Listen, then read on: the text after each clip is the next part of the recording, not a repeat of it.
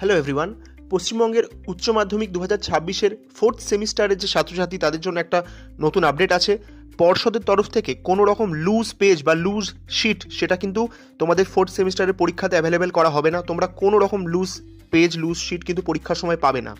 তার বদলে আগে যে 16 পাতার উত্তরপত্র দেওয়া হতো সে জায়গায় তোমাদেরকে 24 পাতার উত্তরপত্র দেওয়া হবে। তার মধ্যেই তোমাদেরকে সমস্ত প্রশ্নের উত্তর লিখতে হবে। আগে এই লুজ পেজ সেটা আটকানোর একটা প্রবলেম দেখা দিচ্ছিল। এই প্রবলেম থেকে অব্যাহতি পাওয়ার জন্য, এই প্রবলেমকে ওভারকাম করার জন্য এই লুজ শিট সেগুলোকে এবার আনঅ্যাভেলেবেল করে দেওয়া হয়েছে। পরীক্ষাতে তোমাদের কিন্তু কোনো রকম লুজ শিট তোমরা পাবে না। আর পুরানো যারা ছাত্রছাত্রী আছে, যাদের ইয়ার ব্যাক আছে, তাদের ক্ষেত্রে কিন্তু পুরানো নিয়ম মেনেই পরীক্ষা হবে।